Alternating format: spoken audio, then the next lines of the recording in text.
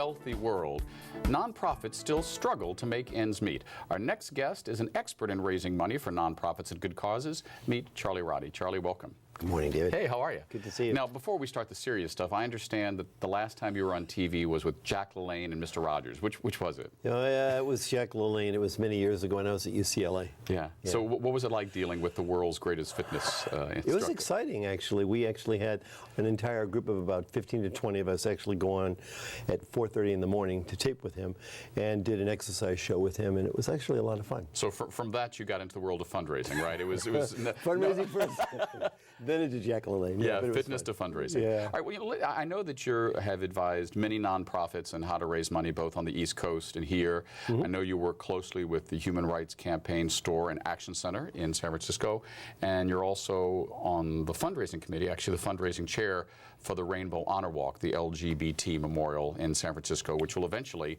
go all the way down Market. Correct.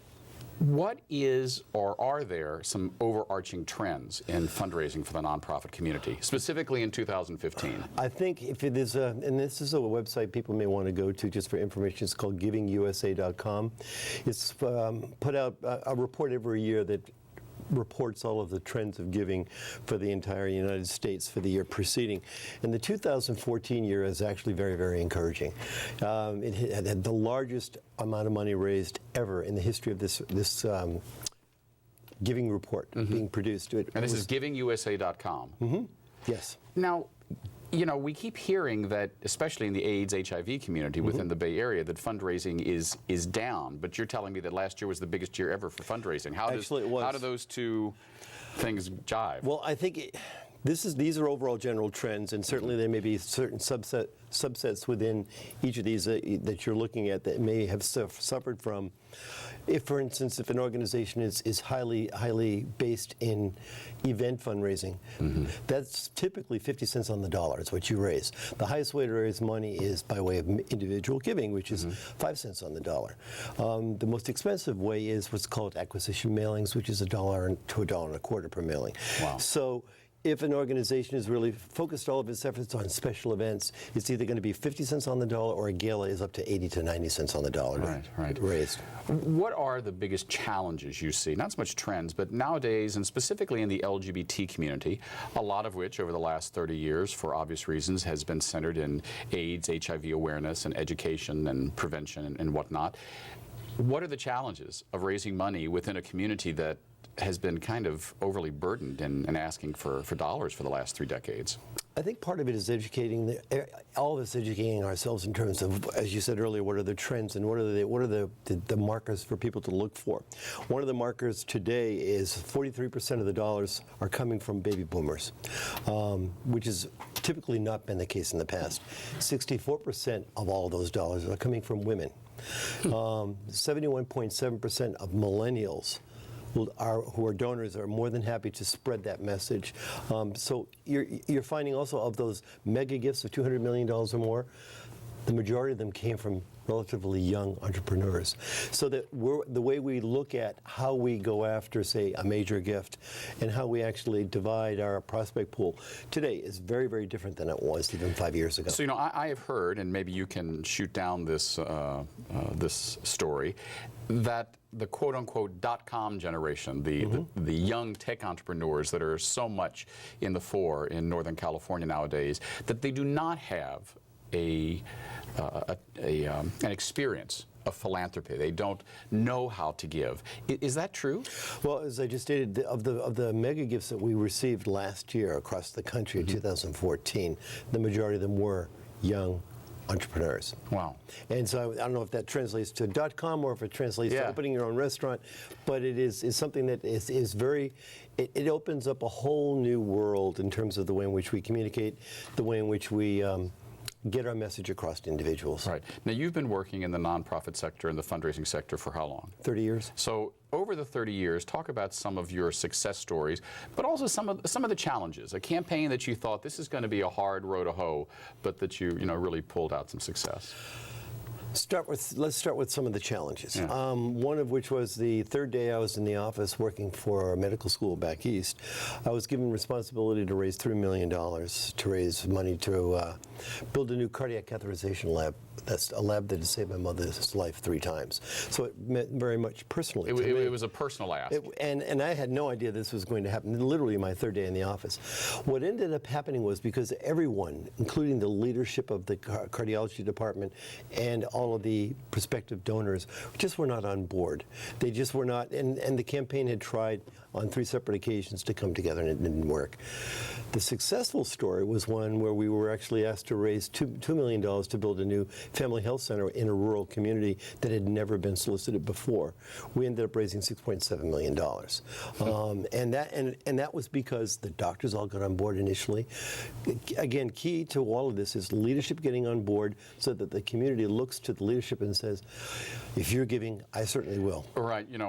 As you know, just for transparency's sake, everyone knows I'm the chair of the Rainbow Honor Walk board. You are the fundraising chair. Mm-hmm. I know that we've all spoken a lot about what I believe are the 3 Gs of nonprofit board membership: give money, get money, or get off the board. Yeah. How important is it to have a nonprofit board be fully engaged in fundraising efforts, i.e. not just make it one person or one committee's job? I think today's donor is very savvy. They're looking to invest in winners, number one. Mm-hmm. They're looking for transparency overall is the most important thing. So if they're looking at you as us as an organization, as mm-hmm. I can say, they're going to say, listen, if say we go to a foundation and we ask for $500,000, they're going to ask for a list of our board members and who's participated financially and who has not. Right.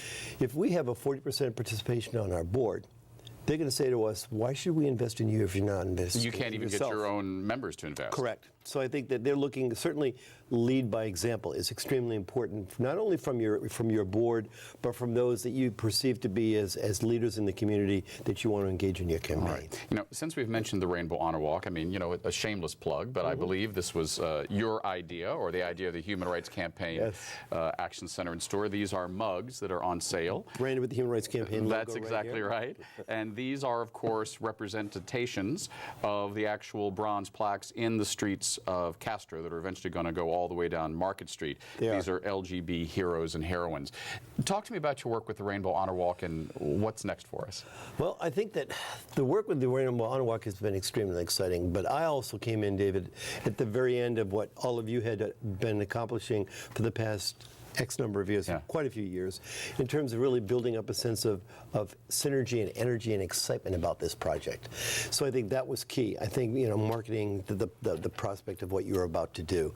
Then, of course, the name selection and the individual selection, engaging the community in that. And I'm sure you could probably share a lot more with our listeners about that process than I could.